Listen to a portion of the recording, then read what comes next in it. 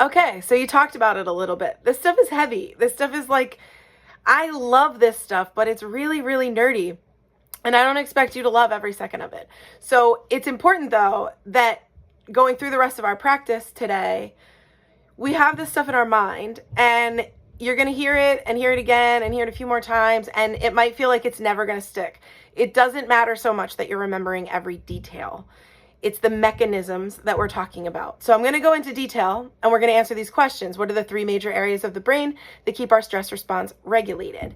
That would be your hippocampus is searching for danger, signaling the amygdala, which says danger, alarm, and this happens really fast. The hippocampus and the amygdala are happening really fast.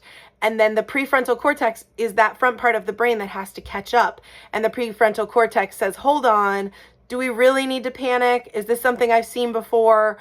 Oh yeah, that's nothing. There's a story that goes with this. So the story that goes with this is you're walking down a pathway, and this is an ancient story. So this is a monk that was walking down this path. And this monk's looking down the path, and he sees this coil at the end of it and recognizes, oh my gosh, it's a snake, and starts to panic. And after a while of looking and panicking, he starts to walk up to it and watches other people walking around it, starts to survey, and realizes that it's actually a coiled rope. And this story is used as a story to examine mindfulness and awareness and your stress response.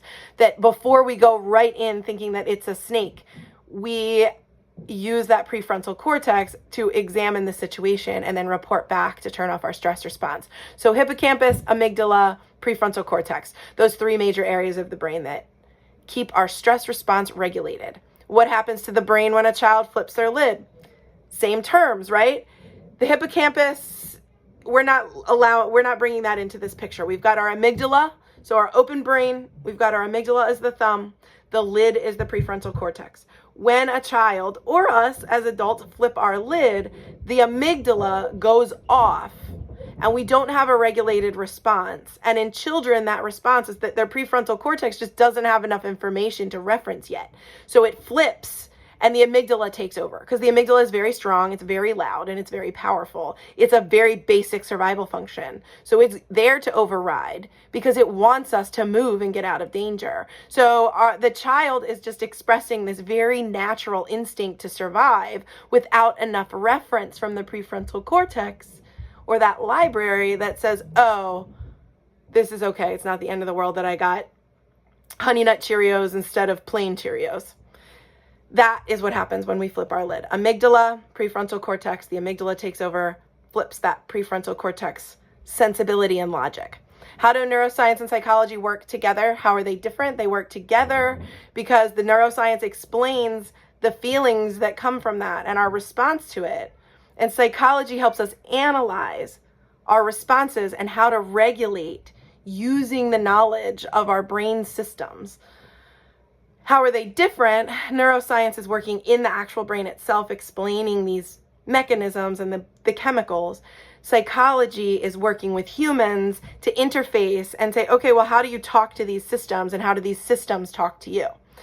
How does trauma affect the stress response? The trauma affects the stress response by sending your amygdala into hyperdrive. So if we go back to the flipping your lid model, that amygdala with trauma gets oversensitive. It gets like, I'm using words that don't necessarily apply to what's happening, but they can give you a visual, like it gets swollen, it gets hot, it gets heated, it gets hypersensitive.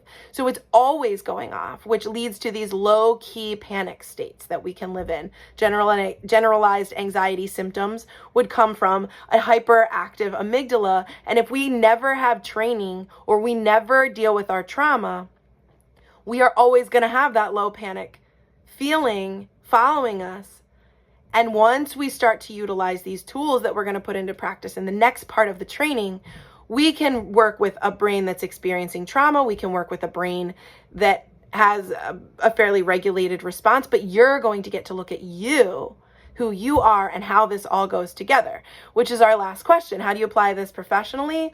Well, you look at co-regulation, right? We learn, we have the same triggers and responses from day one, from birth to adulthood. We're experiencing the constant flow of things coming in and out that we have to decide, is it safe or is it not safe? Do we react or do we sit still? Do we calm down or do we heat up and get ready to run?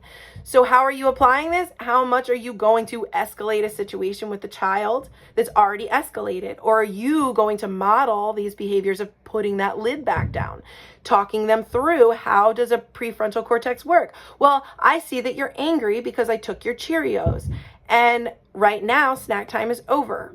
So it's okay to be angry. It's okay to feel your feelings. And when that's finished, you can come back and have a seat.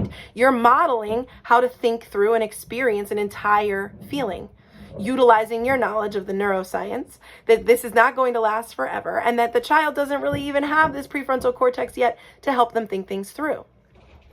So in this next part of the training, everything we're going to do is practice an application of the yogic principles designed specifically for this consciousness exploration and soothing that balance between the psychology and the neuroscience. How do we meet them? And then what do we do when they meet?